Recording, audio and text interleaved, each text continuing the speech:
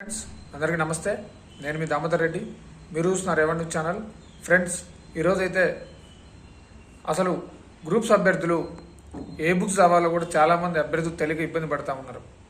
అయితే వాళ్ళ కోసం చెప్పేసి ఒక వీడియో చేస్తూ ఉన్నా. అంటే ఇప్పటికి కూడా గ్రూప్ చదివే అభ్యర్థులు కానీ, గ్రూప్ 2 చదివే అభ్యర్థులు కానీ, గ్రూప్ 3 చదివే అభ్యర్థులు కానీ ఎవరైనా సరే అసలు ఏ బుక్స్ ప్రామాణికంగా తీసుకోవాలి, ఏ బుక్స్ ప్రిపేర్ కావాలని చెప్పేసి కూడా ఇంకా తికమక పడే అవకాశం ఉన్నది. ఎందుకంటే చాలా ఆందోళనలో ఉన్నారు ఇంతవరకు ఏ బుక్ చదవాలని చెప్పేసి కూడా. ఎందుకంటే చాలామంది విద్యార్థులు ఏం చేస్తూ ఉన్నారంటే, చాలామంది నిరుద్యోగులు ఇంకా మార్కెట్లకు వచ్చినాయి కదా అని చెప్పేసి ఒకటే కొనడంతా చేస్తూ ఉన్నారు. అంటే ఇప్పుడు నేను చెప్పేది ఏంటంటే, ప్రాపర్గా మీ దగ్గర ఒక బుక్ ఉంటే చాలు. ఇన్ని అవసరం లేదు నాకు తెలిసి. వచ్చింది కదా అని చెప్పేసి అన్ని రకాలు తీసుకున్నారు. ఫర్ ఎగ్జాంపుల్ ఇంగ్లీష్ మీడియం సంబంధించి అయితే బుక్స్ అసలు నాకు తెలిసి ఎకనామిక్స్ సంబంధించి అయితే, ఇంగ్లీష్ మీడియం సంబంధించి అయితే లేవు అనుకుంటా.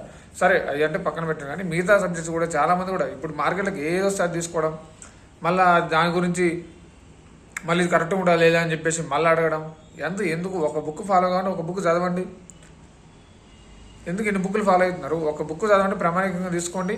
ఆ ఒక్క బుక్ చదవండి, క్లారిటీగా అయిపోతుంది. లేదు ఇంకో book, Telugu academy book car any publication book, any publication book car ఇంకొకటి ఎనీ పబ్లికేషన్ బుక్ తీసుకునే ప్రయత్నం చేయండి. అంతేగాని ఇక కలకూర గంపగా ఒక 5-6 బుక్కులు తీసుకొని, ఒక 7-8 బుక్కులు తీసుకొని ముందలు వేసుకొని అది బాగుంటుందా, ఇది బాగుంటుందా, ఏది బాగుంటుందా. ఇంకా చిన్నపిల్లలు కాదు కదా బ్రదర్స్, మీరు కూడా అర్థం చేసుకునే ప్రయత్నం చేయండి ఒకసారి. మినిమం గ్రూప్ 2 చదువుతున్నారు, ఎస్ఐ లెవెల్ చదువుతున్నారంటే డిగ్రీ అయిపోయి ఉంటుంది. కొంచెం మీకు కూడా అవగాహన ఉండాలి కదా. చూడండి, బుక్ స్టాల్కి వెళ్ళి బుక్స్ చూడండి, చదవండి, మీకు కూడా అర్థమవుతుంది. అండ్ ఇక్కడ కొంచెం మాట్లాడాల్సిన విషయం, అశోక్ నగర్లో కూడా కొన్ని కోచింగ్ సెంటర్లు కూడా అత్యధికంగా ఫీజు వసూలు చేస్తున్నాయని చెప్పేసి అవి కూడా మన దృష్టికి వచ్చేసింది. సరే దాని గురించి కూడా మాట్లాడుతుంది. కొన్ని ఇన్స్టిట్యూట్లు అయితే మన టెస్ట్ సిరీస్ల పేరుతో అధికంగా దోపిడీ చేసుకుంటున్నాయి. కొన్ని ఇన్స్టిట్యూట్లు అయితే మన కోచింగ్ పేరుతో అధికంగా దోపిడీ చేస్తున్నాయి. దీన్ని కూడా ఖండించాలని చెప్పేసి కూడా నేను కోరుతా ఉన్నా. అవసరమైతే దీని మీద కూడా పోరాటం చేయడానికి కూడా సిద్ధంగా అని చెప్పేసి కూడా మరొకసారి మీకు తెలియజేస్తా ఉన్నా.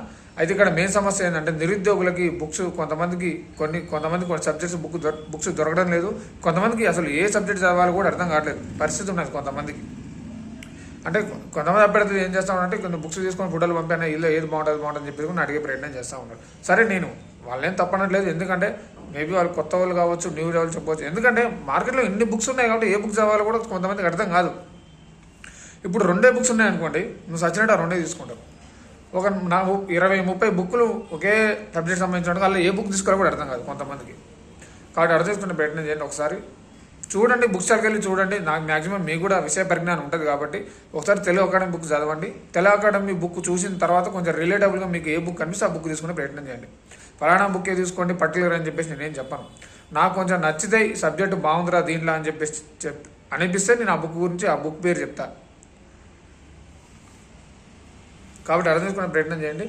అండ్ గ్రూప్స్ సంబంధించి కూడా చాలామంది అభ్యర్థులు కూడా టెస్ట్ సిరీస్ అయితే చాలామంది అభ్యర్థులు రాసేవాళ్ళు ఉన్నారు. సార్ రాసేవాళ్ళు రాయండి. అండ్ ఎకనామిక్స్ సంబంధించి కూడా చాలామంది కూడా ఇంకా మాకు సిలబస్ అయిపోలేదు, కొంచెం ఇబ్బంది ఉందని చెప్పేసి అంటూ ఉన్నారు. ఆ ఎకనామిక్స్ అనేది అంతే ఉండదు, మరి ఎప్పటికీ అయిపోతుంది సిలబస్. మరి ఎకనామిక్స్ అనేది పెద్ద సబ్జెక్ట్ కాబట్టి ఏం కాదు. కొంచెం ఇంకా 2 నెలలు ఇంకా అడ్డగా మనకి ఒక 80 days దాకా టైం ఉంది కాబట్టి కొంచెం మెల్లి చదివే ప్రయత్నం చేయండి. త్వరలో గ్రూప్ 3 కూడా ఉంది కాబట్టి గ్రూప్ 3 సంబంధించి కూడా కొంచెం మంచిగా చదవండి. కొంచెం ఇప్పటి నుంచి అయినా కొంచెం అడపదడప పెట్టండి. ఇప్పటి నుంచి కొంచెం స్ట్రాంగ్గా చదివే ప్రయత్నం చేయండి. గట్టిగా చదవండి, గట్టిగా అచీవ్ అయ్యే ప్రయత్నం చేయండి. ఎందుకంటే నేను మళ్ళీ చెప్తున్న అవకాశం పోతే రాదు. మిత్రులారా, ఎవరో కాదు, ఎగ్జాంపుల్ నేనే. ఎందుకంటే సరే నేను అందరి మంచి కోసం చేసినా సరే, వాస్తవానికి గ్రూప్ 2 పోస్టులు పెంచి వాయిదా వేయాలని చెప్పేసి మనం కోరినాం, కానీ వాస్తవానికి అయితే వాయిదా వేసినారు.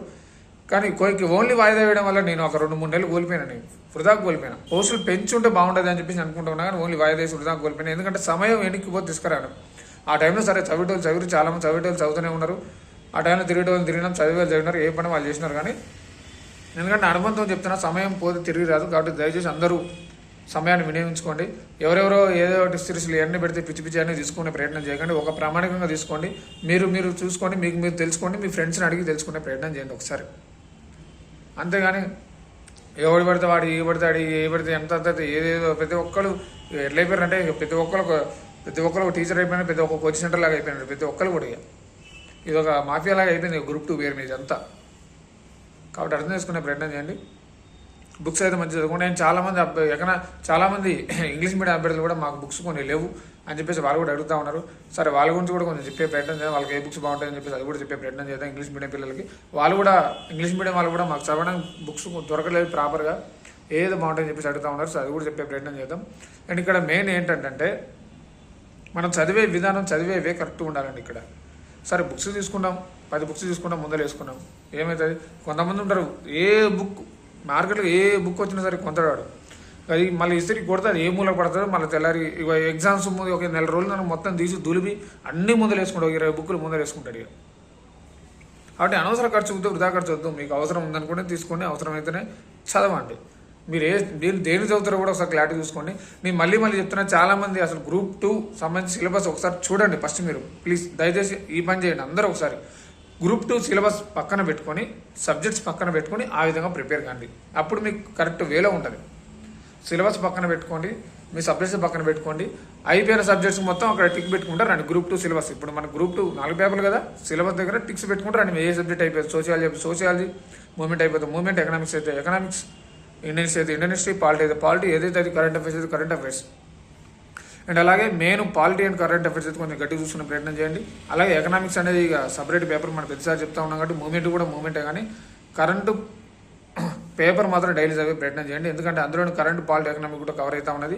సోషల్ అవుట్లుక్ అని చెప్పేసి కూడా కొన్ని బుక్స్ వస్తూ ఉన్నాయి. సరే అవి కూడా తీసుకునే ప్రయత్నం చేయాలి, అది మీ ఇష్టం. అది ఆ గవర్నమెంట్ కూడా ఏదో రిలీజ్ చేసినా కానీ అది ఇంగ్లీష్లో ఉందనుకుంటా, సెంట్రల్ గవర్నమెంట్ యోజన అని చెప్పేసి ఉంటుంది, అది కూడా ఒకసారి చూసే ప్రయత్నం చేయండి.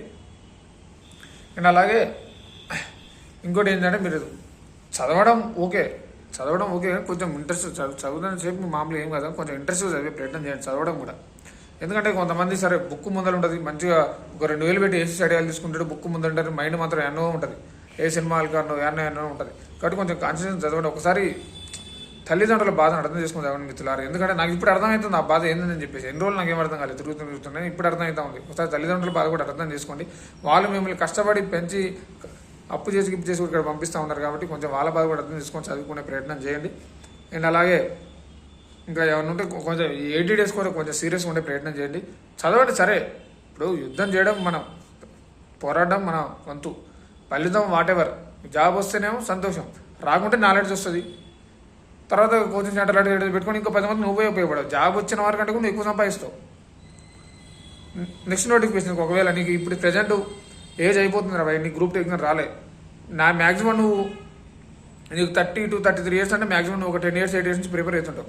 నీకు ఒక సబ్జెక్ట్ మీద బరాబర్ అవగాహన ఉంటుంది. నువ్వే ఒక ఆన్లైన్ క్లాస్ పెట్టుకో, ఒక యూట్యూబ్ ఛానల్ పెట్టుకో, ఆన్లైన్ క్లాస్ చెప్పి అప్లోడ్ చేయి, పిల్లలందరూ చూస్తారు మన వాళ్ళే. అంతేగాని నిరాశపడకూడదు, నైరాశ్యం చెందకూడదు.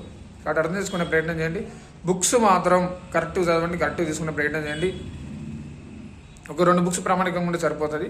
తెలుగు సంబంధించి అయితే చాలామంది ఆథర్లో ఉన్నారు, ఇంగ్లీష్ సంబంధించి కూడా కొంతమంది ఉన్నారు. కానీ ఫైనల్గా అయితే మరి ఇది ఈరోజు కూడా ముచ్చట అయితే, ఈరోజు కూడా వీడియో అయితే ఇది. అయితే ఇంకా చాలామంది అభ్యర్థులు కూడా అశ్వనగర్లో ఉన్న వాళ్ళు కూడా కొంతమంది ఇంకా ఏ సబ్జెక్ట్స్ ఏదో బాగుంటుంది, ఏం చదివితే బాగుంటుంది అని చెప్పేసి ఇంకా కొంతమంది అడిగే ప్రయత్నం చేస్తూ ఉన్నారు. సరే మేబీ వాళ్ళు కొత్త ప్రిపేర్ కావచ్చేమో, కానీ సరే చాలామందికి తెలుసు ఏ బుక్స్ అయితే బాగుంటుంది, అది కూడా బాగుంటుంది అని చెప్పేసి కూడా చాలామందికి తెలుసు. కాబట్టి మనం కూడా ఇక్కడ పర్టికులర్గా ఏం చెప్పాల్సిన అవసరం లేదు. అటు మీరు కూడా అర్థం చేసుకునే ప్రయత్నం చేయండి. సమయాన్ని మాత్రం వృధా చేయకండి దయచేసి. ఎందుకంటే నాకు ఇప్పుడు అర్థమవుతా ఉందని ముచ్చట ఏందని చెప్పేసి క్లారిటీగా. ఎందుకంటే ఎవడు రాడు, ఎవడు ఏం చేయడు, మనం చదువుకోవాలి బెదరు, ఒక జాబ్ కొట్టుకోవాలి, పోవాలి కథం. ఎందుకంటే మనకి ఎండ్ ఆఫ్ ది డే మనకు కావాల్సింది ఒక జాబ్ వచ్చిన తర్వాత మనకి ఎవరితో ఏం అవసరం ఉండదు, ఎవరితో ఏం పని ఉంటుంది చెప్పండి.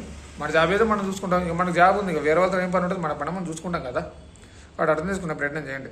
బుక్స్ మాత్రం చాలా చాలా ఇంపార్టెంట్. మంచి బుక్స్ తీసుకొని మంచి చదువుకునే ప్రయత్నం చేయండి.